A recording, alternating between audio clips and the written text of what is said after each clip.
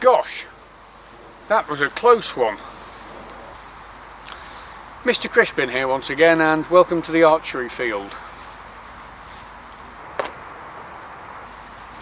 So far I've been in archery for 17 years, and over those 17 years I have mostly competed in target archery using a type of bow they call the recurve bow. Now, you may be familiar with this style of bow from things such as the Olympics, but today's video is not actually about the recurve bow, it's about the English longbow. And over the course of this coming footage you're going to see how to make one. Now, the format for today's presentation is as follows. I'm going to follow two friends of mine as they prepare for and deliver a course in how to make an English longbow. So we're going to start in the workshop where they are preparing for the course, and then I'm going to follow one individual through his time on a 2-day longbow making course, and then at the end we'll see how his bow shoots. So that's what's coming up. Let's head to the workshop. So here we are ready to begin, and I'm joined by the course instructors Andy and Mel. Now Andy, this course and the method in which we're going to make the bow is something you've largely developed from scratch, so how would you like to introduce this? Well, it came out of a national lottery grant bid that we did a few years back. We wanted to get some extra equipment for the club. We bought lots of items, and we were slowly running out of money, so we decided the cheapest way to get longbows into the club was to actually make some ourselves. So a couple of us had already been on a commercially available longbow making course, so there's a number of the established bowyers who will provide you with a course if you want to do one. So look them up, there's a few around. Having learnt it, we figured we could do it ourselves, so we ran the first couple of courses basically to create bows to put in the club library. Yeah, and in doing all this, Anchor Bowman runs at a very high percentage of longbow archers. Reasonably high. We're slowly but surely converting everybody. You are. So. And Mel, what's your role in this? So I've only recently come along, probably in the last couple of years, just to help out on the courses and then teach the students how to make the longbows. And I'm also starting to build up the staves ready for the longbow making courses as well. That's right. So the brief procedure we're going to follow here is we're going to go to the wood shop, have a look at some bits of wood, then we're going to prepare the staves ahead of the course, and then we're going to follow an individual through the course and see how he turns his rough stave into a longbow. So with that said, let's head off to the wood shop. Here we are at Exotic Hardwoods. We're just out for a shopping trip, looking for various bits of wood to make the bows. So we're just in the process of buying some lemon wood for the bellies and a few core woods. So today we're picking up wenge and purple heart. But as you can see, there's plenty to choose from here. Hello there everybody, I'm Kurt from Exotic Hardwoods. This is Andy, and we're just choosing some purple heart for some bow making. As you can see there, the grain is quite straight, so we can cut it in that direction, and then we'll get all quarter sawn laminations out of that for his longbows. So the first step of the process is to decide on the dimensions of the stave that we're going to make. So what are we looking at here, Andy? So this is a calculator we've developed, so we get the people coming on the course to tell us basically what length of bow they want, what draw weight they want, and at what draw length. So these are basically your input variables. Yep, so we feed those in down at the bottom here as the basic requirements. The other thing they get a choice of is some of the materials that we use. Okay. So we always use bamboo for the back of the bow and lemon wood for the belly, because they're make sure the bow lasts a long time and it's nice and easy to work. But then the choice of core wood comes in, so we'll change that in the calculator because different woods have slightly different properties. Okay, so this calculator takes the input variables and then considers the properties of the wood, and through some calculations in the background gives you the dimensions to work to. That's right. Okay, so we saw a brief example of this at the wood shop, but before you saw these pieces up, Andy, you're picking the line to cut them on. So what are the pieces of knowledge required for knowing where to cut it? Well, the main thing you want to do is make sure that when you've got the layers on the bow, that you try and get the grain running across, so that gives you the maximum strength on the bow. So when we mark up this, this is a piece of lemon wood, the grain is basically running around like that. Okay, because it's part of a tree. Yeah. So when we try and slice it up, what we're trying to do is work out the individual cuts we're going to do that give us the best chance of getting blocks out, which are about 32 to 35 millimeters wide is what we're looking for, that kind of order of magnitude.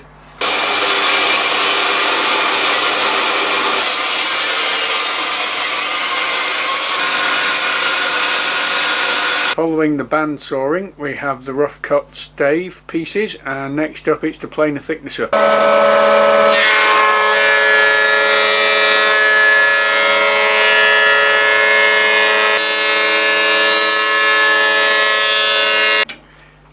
So this is a jig Andy's made, because now we have got the thickness correct, we're going to put a taper in at both ends. So as you can see, this jig holds the wood higher at one end. Lower at that end, lower at that end.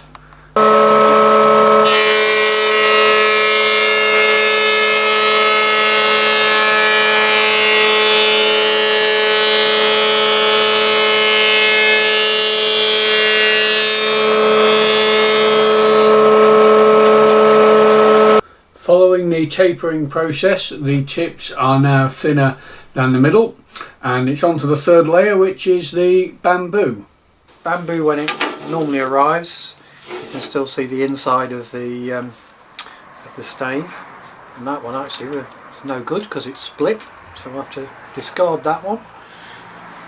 And what we're going to do is flatten the back so that that's nice and flat, and we're also going to do a little bit of tapering on this as well. So again, out towards the ends you want it thinning down a little bit relative to the middle.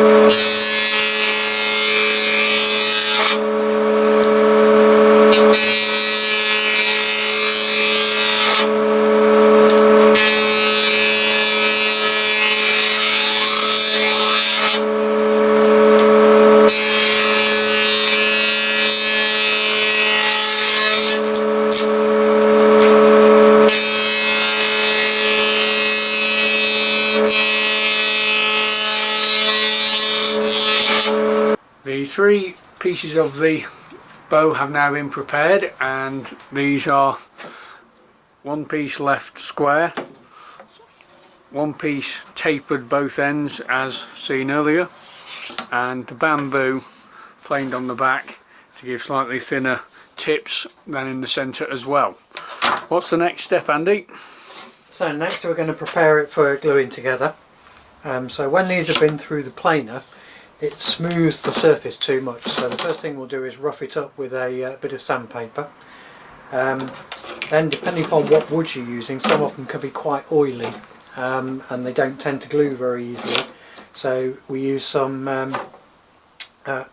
alcohol basically to just wipe that surface, get all of the surface oil off, and then that will help the glue go in a little bit better. Using some sandpaper, Mel has abraded the surface and you're now degreasing it. Certainly am.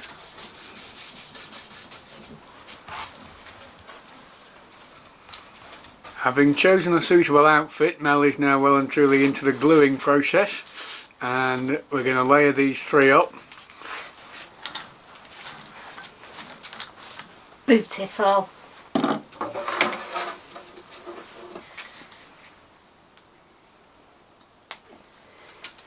Do another little bit of a wiggle. This just gets the glue into all of the little groovy bits. All three layers have been built up, and this, by the way, is using cascamite, and Mel is now starting the binding procedure with what looks like bits of inner tube, am I right? It is. Yes.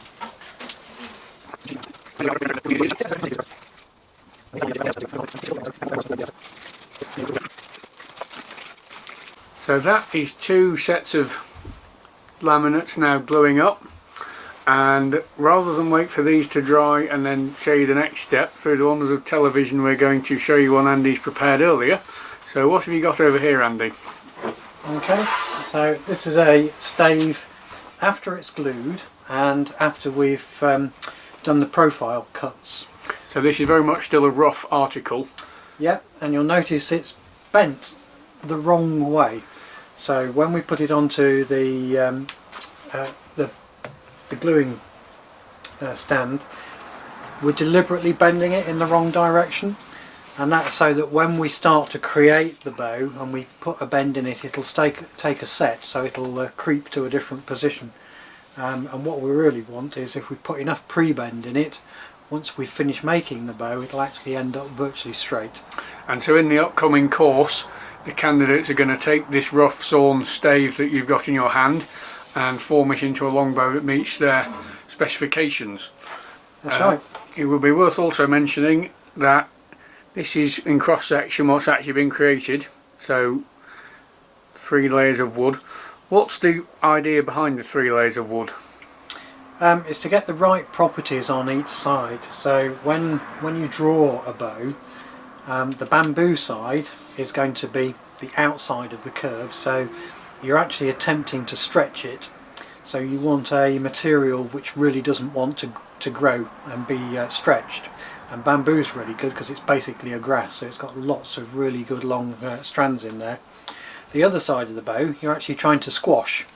So you want something that doesn't want to be compressed, and lemonwood's really good for that. And it's also a really fine grain, so it makes it very easy to work. So we're going to do most of the work in the course shaving material off on this side, so something that's really easy to work is really good for when you're teaching. And the purple heart in the middle? Basically give it strength. So you want the bow to bend in this plane, up and down, not side to side. So if you've got a very wide but relatively thin bit of very hard material in the middle, it's going to encourage it to only try and bend in one particular plane. So that central bit is really just to add lots of stiffness. Okay, thank you very much.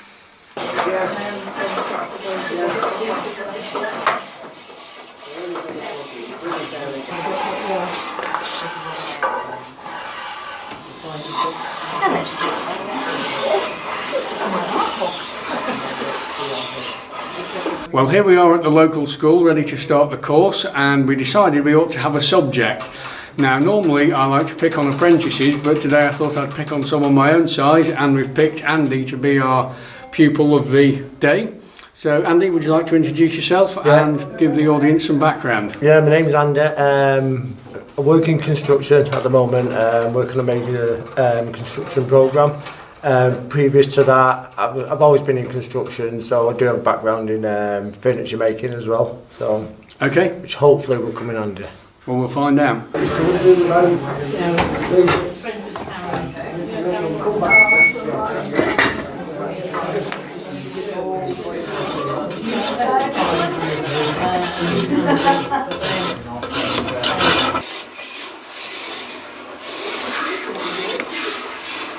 Use the fine side though.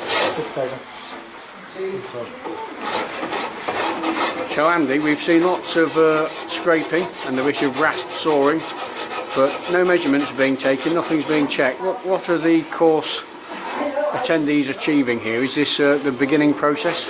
Yeah, it's just getting the basic V shape on at the moment.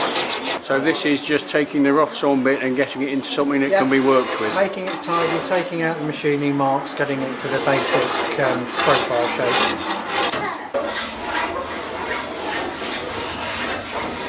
So it's just that slight tendency for this side to be a little bit squarer than that side. Just run your thumb round it, but without looking at the bow, and you can feel the profiles. So on this side it sort of comes vertical, goes around the corner, tends to go flat, and then the other side is more of a consistent D shape. So that side of the bow needs a little bit more taking off the corner just to get the consistency. So So we're going to mark up that area, and then Andy knows where to scrape. Yeah.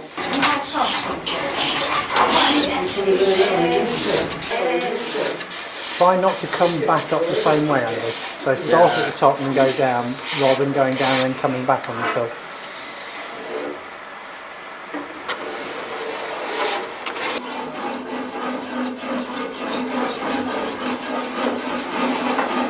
So as we're shaping these staves, these are the three main hand tools you're seeing in use. So Andy, what are they? Okay, so the first one and the most aggressive of the three is a spoke shave, and it's basically a plane, so used by hand, either pull towards you or you can push away, whichever you prefer. But depending upon how you set it, that can take quite a lot of material off in one go. So quite often used right at the beginning for the first coarse shaping. The scraper is the tool we've used for most of the time. So it just has a burr on the edge which you put on with a tool just to roll the edge over. Takes off very fine shavings if you get it nice and sharp, nice and easy to control. It's a piece of carbon steel and the burr is what does the cutting. Yeah, basically. And then this thing's called a Japanese rasp saw. Just hold that still, I'll zoom in on the teeth. So absolutely brilliant tool. It is basically a set of saw blades, all knitted together in this pattern, but it's really good on woods that don't particularly want to be worked. So it's not particularly aggressive, but it takes off material really, really easily. So the work carried out over the last hour and a half has taken the stave from a rough sawn form into a beginning state. It's now smoothed out and a starting point has been established. We're now going to have a brief demonstration of the next step, which is to put in the temporary knocking points. So we get a nice groove. We don't want it too deep, but we want it deep enough so that the string is actually going to be safely staying in as we're actually tilling it. And then as we're doing it, we want to come down the side at about a 45-degree angle.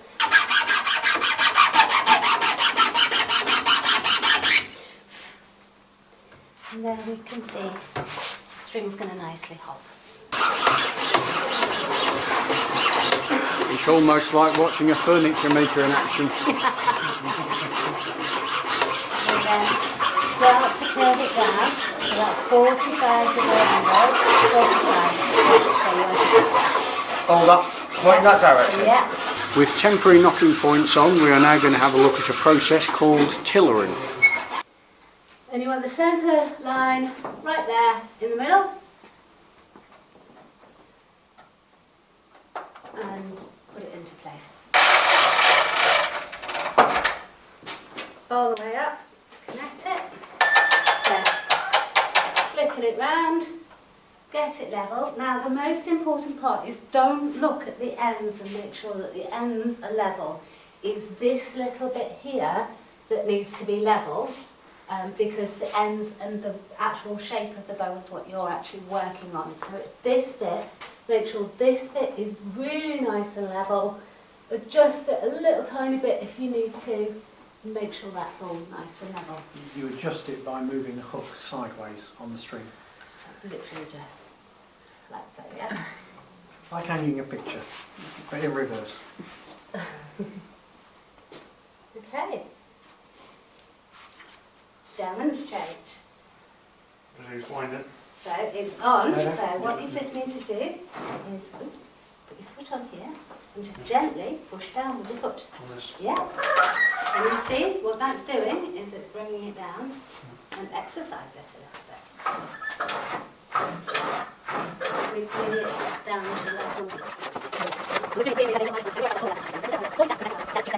Okay, now it comes down to about here. So if you take your foot off, we can then wind it down to about here.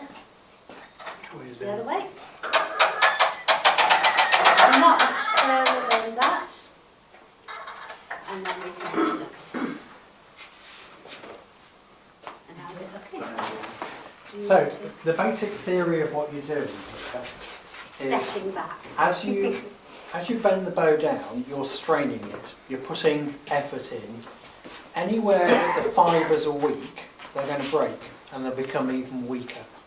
So the reason we do 40 pumps is we want to break all of the overstrained parts of the bow so we can see it settle into its natural shape. Once we've done that, we're then trying to look at the curvature. Ultimately what we want is all of the bow to curve in a very similar way. We don't want any parts of the bow bending more than the rest, because that will become a weak spot, and the more you use it, it'll eventually break in that location. So we want the bow to be taking the strain over its entire length in an even way, and the more even we can get it, the longer the bow will last before it eventually breaks. All long bows will eventually break. You know, this is a foregone conclusion. At some point they will run out of life and they will break. It's only a matter of time. But if we do it properly, that'll be many years away rather than sometime next Saturday, if you're really uncautious. So all of the rest of today is going to be about teaching it to bend ever further, but being really, really careful to observe where it's bending too much and then protecting that bit. So there are two ways you can do this. Some people's eyes are really calibrated to seeing bits of the bow which are too straight. Other people's eyes are much better calibrated to seeing bits of the bow which bend more than the rest. I'm a bendy person. I can see a little bit of a bend there. You're more of a straight person. Now Or you're a I'm bender. a bend spotter. And actually if you look out here, it's actually bending the other way. So if you remember when we first put the bow on, the tip's bent up. That's because when we glued it together, we deliberately put a bend in the wrong way. So here, it's still got that reverse bend, which means that that's not taking very much strain at all. Here, it's starting to bend. So I think Mel's right. Out here, it's starting to bend just there. So we wouldn't really want to touch that. So what you do is if you're spotting the bits that bend too much, we don't want to take any material off here because that's already weaker than the rest. So we would mark up that part of the bow on either side, and what we'll do is we'll take it off and we'll do some scraping. So what you were doing before, which is sort of putting the D on, we'll do the same again. The only thing that will be different this time is we will touch the top. So if we want to weaken that off a lot, we'll probably take 5 flat scrapes off the top, create a little flat, and then we'll put the D on both sides. Again, trying to aim to get up to the 14, 15, 16 count to get from flat to vertical on both sides. And we'll do it over that section and over that section, but we won't touch that bit. And what that will do is it will weaken this part of the bow off, and it will weaken that part of the bow off, so they will tend to bend a little bit more. So when you put the strain on, less of the bend will occur there. So that will start to straighten out a bit, and these will start to bend to compensate. Yeah, that's fine. That's good. Come on, exercise.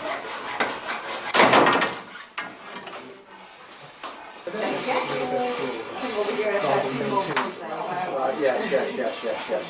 Right, yeah. Okay. So coming off the tillering board, Andy's now marked up his areas to remove, and the key point here is, whereas earlier we were just smoothing out the overall profile, what we're actually going to start doing now is decreasing the thickness of the bow in locations to weaken different areas.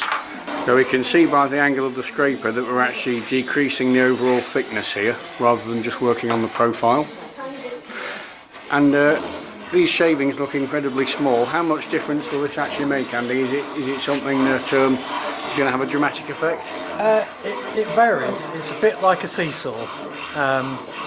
So if you imagine you've got the seesaw in the playground and the heavy kids on one end, and you're slowly adding more weight to the other side, nothing will happen until you start to hit that balance point. Ah, right. And okay. this is very much like that. If it's a lot different in stiffness, then you may not see a change, and we'll just keep doing the same thing. Eventually you'll hit that point where it's starting to balance out and it starts to move quite quickly. Right. So you don't want to be too aggressive. Yeah. You know, it's not a case of take 10 off the top, and until you're really experienced, always come at it a little bit gingerly, so 3 or 5 scrapes off the top is enough, and just have several goes at it until you get to see it start to move. And how does scraping off directly the top like we're doing here compared to scraping on the D profile? Is there a... The mechanics of it say that changing the thickness of the bow is 4 times more powerful than changing the width, Right. in terms of weakening it off. So basically 1 scrape on the flat of the top is worth 4 up the side. Okay. So it's those 3, 4 or 5 we take off the top which are the most powerful. Right. The D shape is really just preserving the shape. Okay. Progressing well here. Ready to put it back on? Do we need to... Oh, you're going to square it up on the centre section. I think we're ready to go down.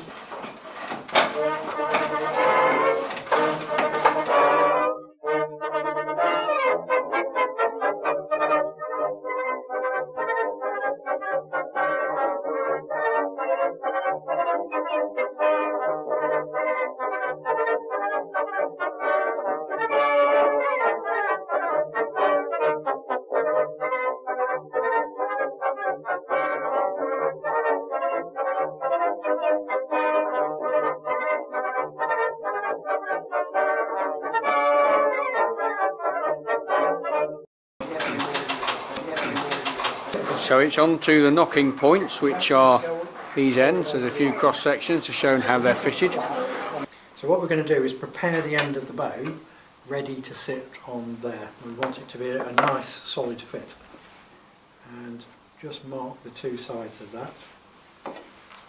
So just use the side of your thumb as a guide, line it up on the line and just cut the sides off. Try and stay parallel to the lines as far as you can. It's going to save you some time later.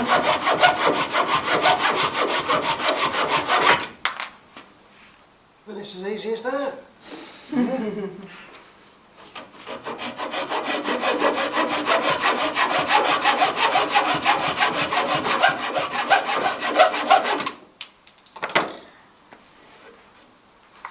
Right, and once we've done that, we're going to use this, which is a gauge, basically.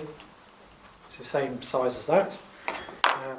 And what we really want is that to sit on there. So at the moment, there's quite a bit of wobble on there, and you can look down the ends and you can see where it is. So we're then going to use the rasp saw to take off any excess material. So trying to do this accurately, you need a straight push. You want a flat creating here. You don't want to be rocking this round. So try and use the flat of your hand to create a balance point. Just hold it steady.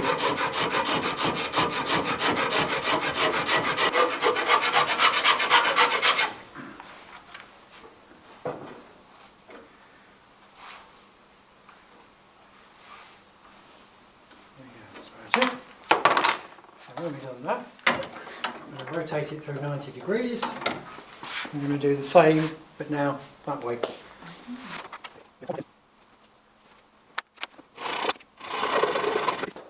Now this time when you do it, you'll discover this is grossly wrong, because you marked it at an angle, so it just normally means that the heels need to come off quite a lot on these.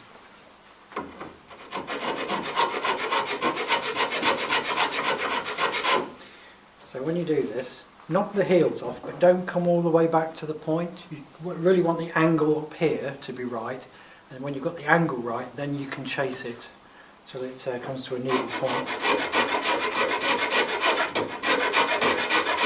So the secret is do a little, check often.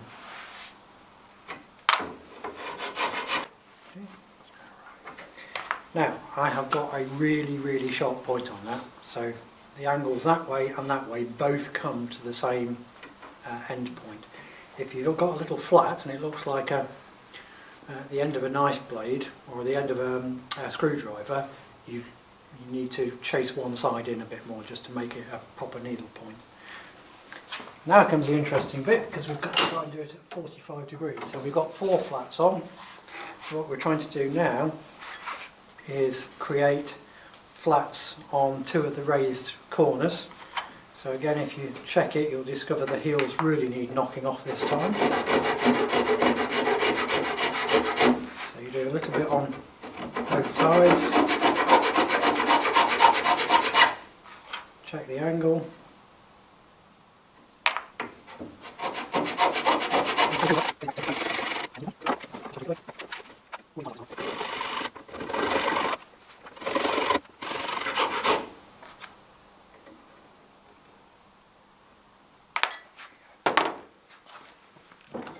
So that's now 8 flats, all of which come to a nice sharp point. All we've got to do now is just very gently round off the ridges.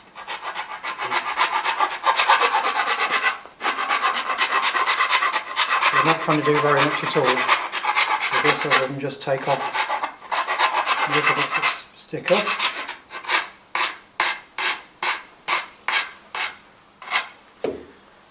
And then comes the point where you test it. And the best way to test if it's a good fit is you put it on, and there's a few things. If you twist it on, you should be able to hear that, and you should be able to go like that, and it doesn't fall off, and you shouldn't be able to have any real wobble on it. And in particular, you don't want wobble in the direction you're going to be drawing the bow. Now actually that does have some wobble. There are still some high points in there. And then we use trick number 2 to figure out where they are. Is lots of nice marker pen inside the horn.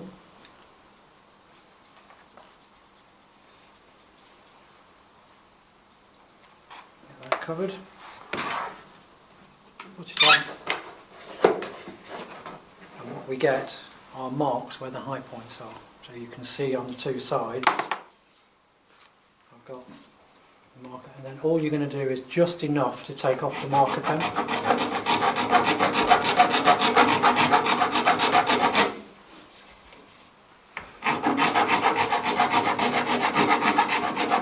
You definitely don't want to do too much.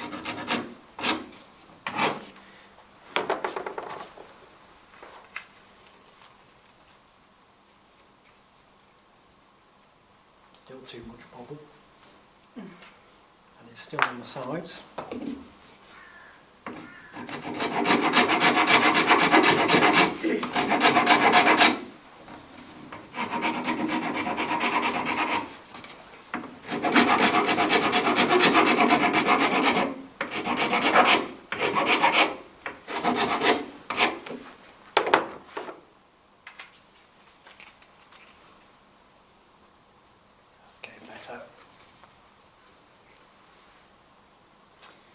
Sometimes with these as well, you'll find that might be a bit of gunge down in the bottom of the hole, so it's worth just making sure you've got any final little bits out.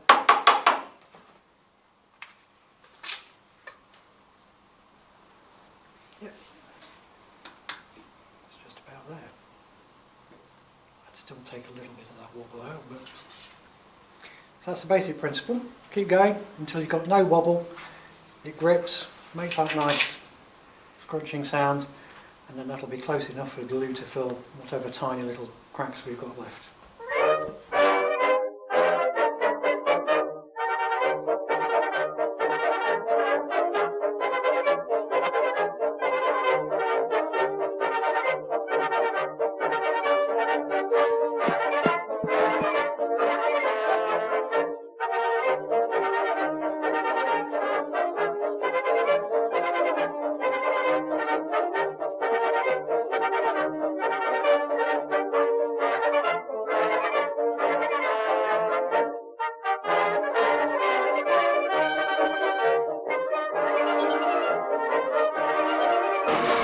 A suitable fit has been reached and super gluing has commenced.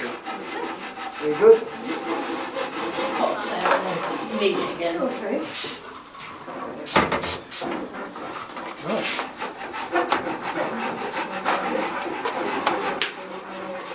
There we go. And remember, in, twist, twists, and lovely. Now that will be done.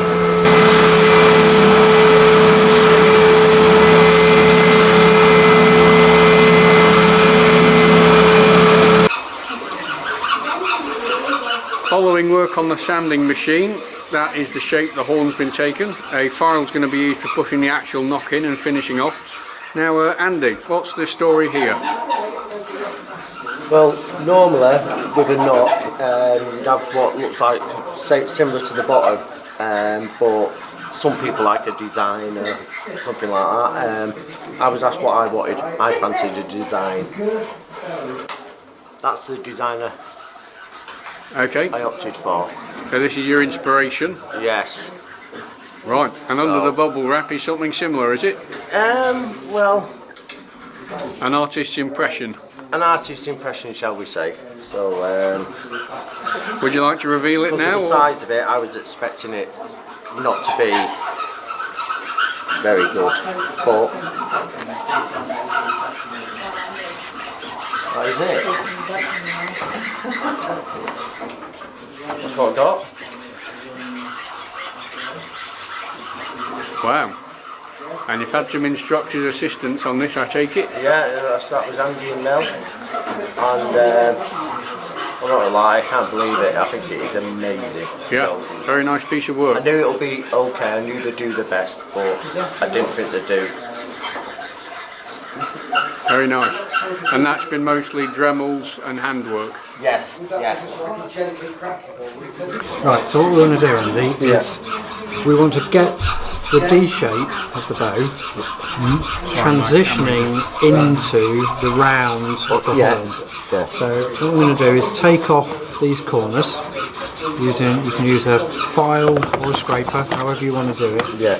But try and get it so that from about here where it's D-shaped, it slowly becomes almost circular there, so we're going to knock the corners off. Then what we want you to do is take the skin off the top of the bamboo.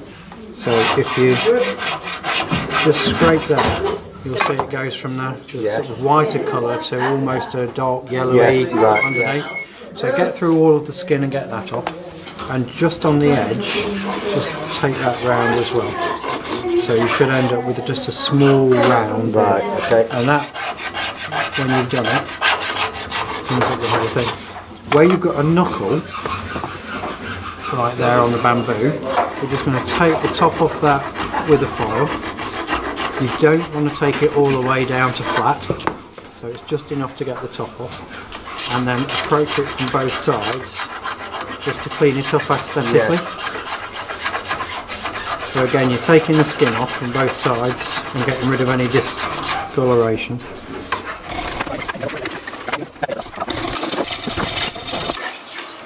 String groove going on. Yeah. So we just hook it on here. We go up to the top, round to our peg that's put in the right place, back up and back round, okay? All the way round on the first one. Then we're going up, down, up. This time we're going to string number 2. And what this is going to do is it's going to give us uneven ends, and that's what we want. Then we go down to number 3, up, down to 4, on to number 5, number 6, and number 7. Okay, so when you're down onto number 7, all we're going to do is grab this end and simply cut down the line.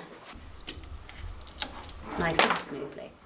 So these are all uneven and we want them uneven.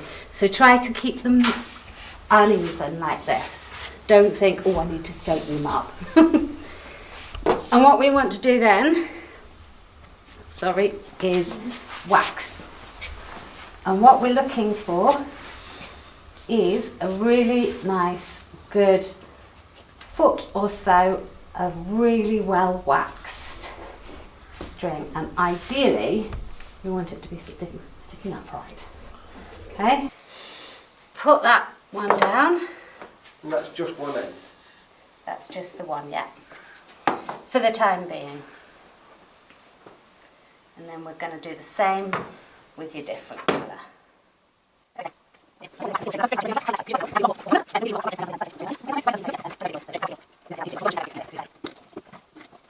All the way to 7.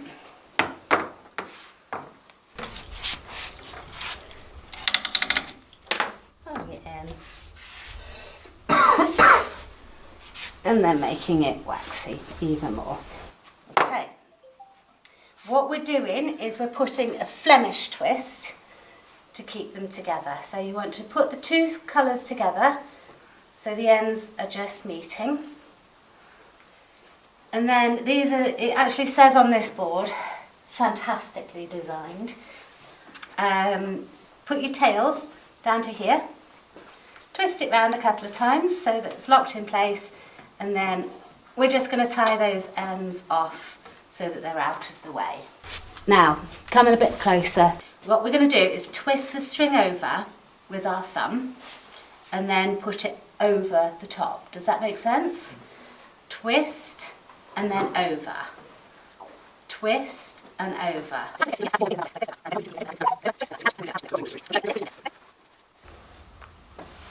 So there we go. Just about reaches the end. Yeah. Comfortable with that? Then we're going to untie it and we're going to bring them together. And so your purple with your purple and your pink with your pink. And now we want to bring the two together and again give it some wax. So what you're doing here is you're getting the tails actually in.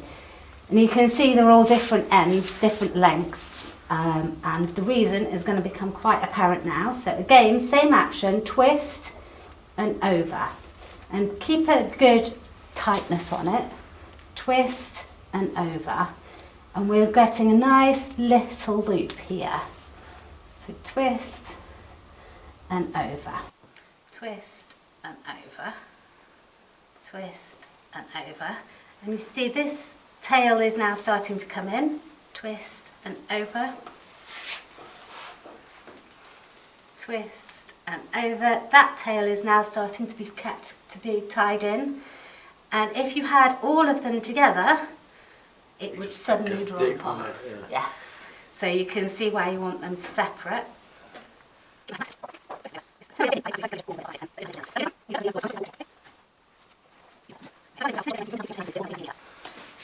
And that is fine. Then we've got some little bulldog clips. Put your bulldog clip on the end and that keeps it in. Okay? So that's one end. So what we do is we count the number of purple strings, or the brighter ones, and that's the number of pre-twists we're going to have to put in. Doubled. Okay, so we go 1, 2, 3, 4, 5, 6, 7, 8, 9, 10, 11, 12, 13, 14, 15, 16, 17, 18, 19, 20. So Mel's going to put 20 pre-twists into the string. So exactly the movement she was doing when she did that end, you want to repeat that and do it the same. So you're just rolling your finger and thumb to put a twist in. I'll have Mel do both of them, because if I was to do the other one I might twist it twice as far or half as far. My thumb is calibrated to the same every single time. So. Lovely. Again, ends together, and you can see they're not meeting. They're all nice. This time, don't line the two ends up. You want to pull both strings tight so that there's no loop on one. Grab them together and then let them line up. In this particular case they are almost perfectly lined up, but they might not be. Do not try and line up. You don't want one string with a big loop in it. It's the actual string itself. Putting that one on that, and then we're doing exactly the same. Tails down and wrap it round.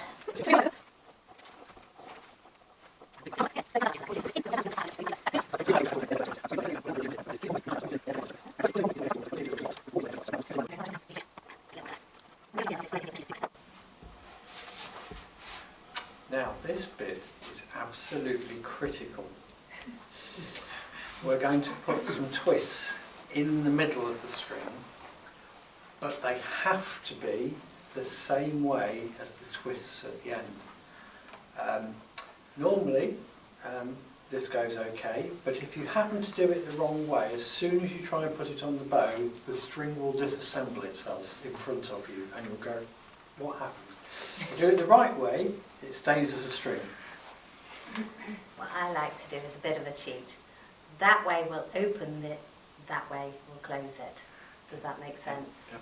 So, going to be closed, and we're going to put in just a few to start off with.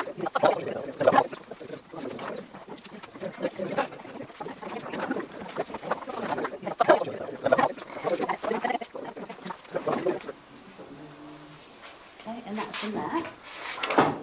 That, I think, is going to be very good. That's going to be very close. I'm not sure I want that one.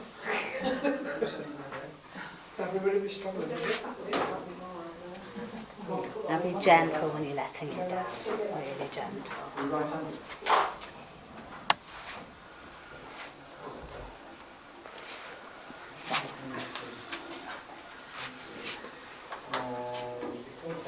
Is that a thumbs up, Mel? That's a thumbs up from me.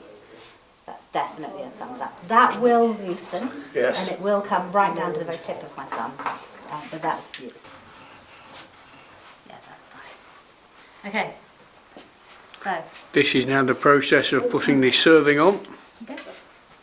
So what is a serving, Mel? It's a layer of harder material just to protect the string from where it hits the arm and the arrow. You see you've got that grip. Aye. That Okay. fits the string nicely, yeah? That'll burn off that a bit well there. That's it. Keep going. Oh. Keep going.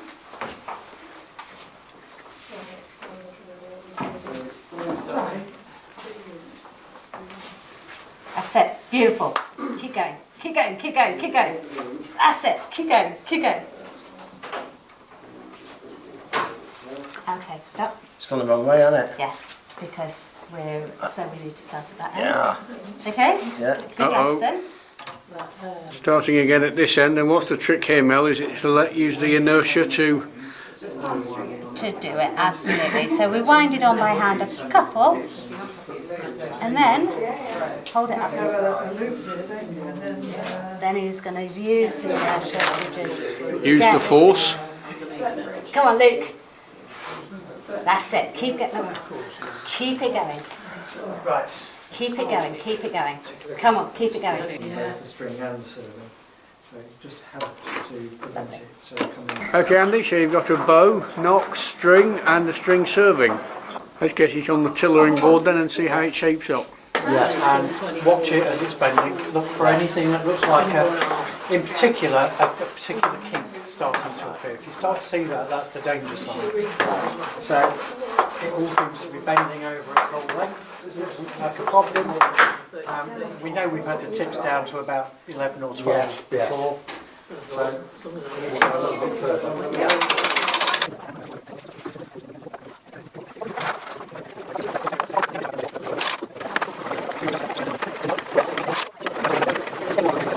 Right, but you're at 32 here, not down there. Yeah.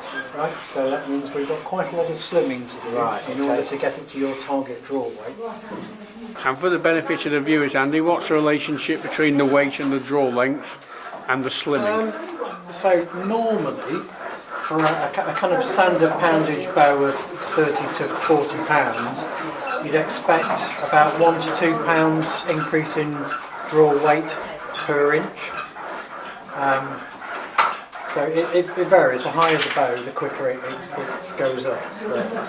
So we've currently reached the target draw weight before we've reached the target draw length. Correct. So if we were to try and go down to the target draw length, you've got another 6 inches to add, so probably at least another 12 pounds, that kind of order of magnitude. So the bow is about 12, maybe 15 pounds too heavy at the moment. yeah, okay. Compared to target, so we'll slim it at the same time we're balancing up the shape. I've had a little bit of a pull back and it reminded me of Tom's one. Yeah.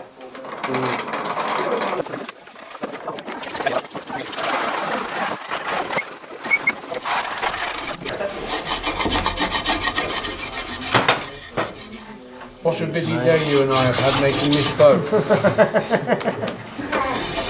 Andy has now reached the position of a visually acceptable curve, the correct draw length for himself and the draw weight that he had aimed for. Right, we've got the official instructor sign off, so Draw it, let's see what it feels like. test draw.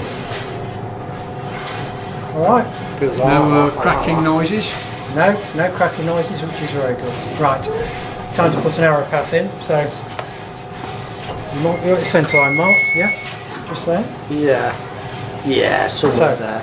Put the pressure part of your palm, yeah, so just that bit on the black mark. On the black mark. Yeah.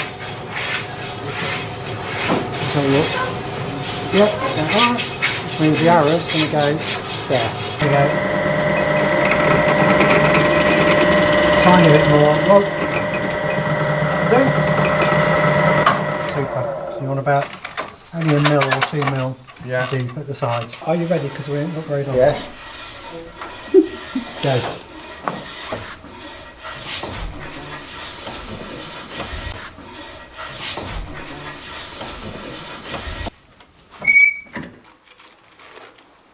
Around just to give us that extra. And that's going to be handle, okay? Then to get your template, we're going to wrap this the wrong way round, okay?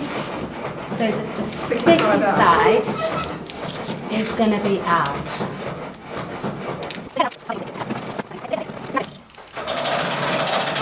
Then you want to use this middle. Don't cut it at the side or at the back, you want it right down the very centre, because as this is going to come out, your leather pieces are going to join down the middle here, okay? So when you're cutting it, make sure you're cutting it right down the centre. That's the bamboo side. On the bamboo side where you're going to have. Now, just before I take it off, I'm going to put T at the top, okay? So that I know that is the top of the handle and the bottom of the handle.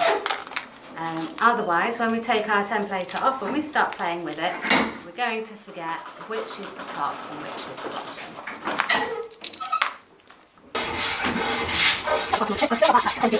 This, and this slightly heavy. This, I have to more freedom to go round the belly. That was how this okay? So really carefully. I'm going to just a little bit. I've got one of these.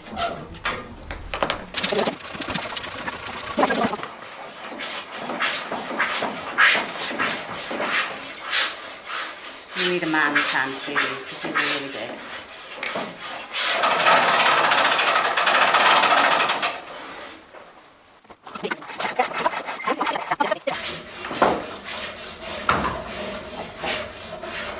Right, if you guys want to come around behind me, remember your T's on the top, and we just want to come out through one. We don't want to see this bit of thread, so we kind of catch it underneath, and we're going all the way around the top. so that it comes and then back out. Does that make sense? Yep. I've gone all the way round, and then we want to pull it across. And can you see now why it's better to have the two quite close together? Okay.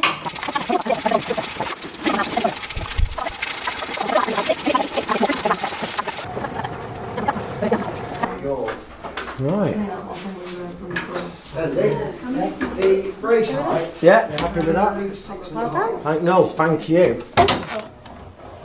Final sanding up, and I believe all that remains is to do a 200 cycle endurance test at 1 inch beyond your current draw length that you've set it to. So I'll leave you to do that, and we'll have a look at this bow next time in action. So that is the end of the Longbow course. Andy, how do you feel it went?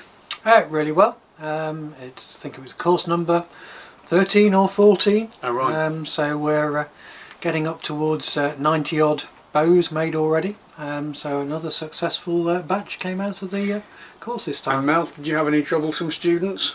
No, everybody is really enthusiastic. They do really, really well. They put their all into the bows that they're making, and they do fantastic jobs. Right, well, thank you both of you for your help. I'm sure everybody is enjoying using their longbows, and let's go and have a look at some in action. Here we are with our star longbow student. How's it going, Andy? Yeah, not bad. This is the bow you've made. It is. We recognise the form.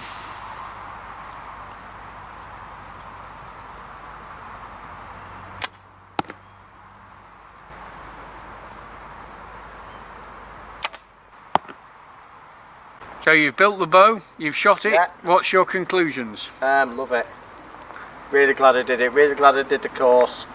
First arrow hit the wall, and that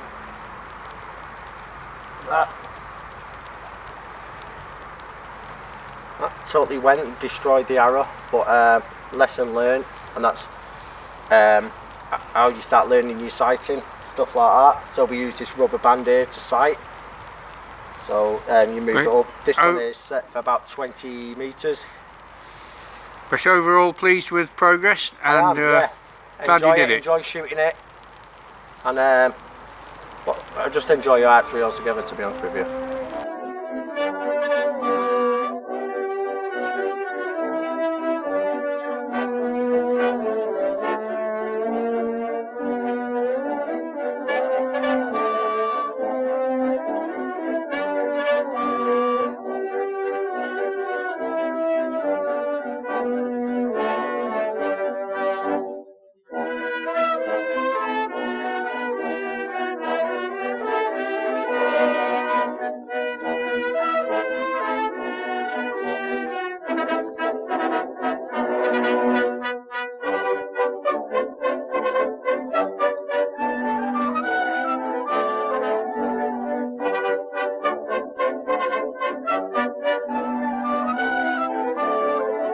Well, that concludes today's film.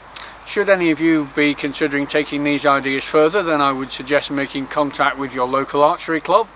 Thank you to today's course leaders, Andy and Mel. Thank you to our star student, and thank you for watching. I hope you found this interesting, and see you on the next video.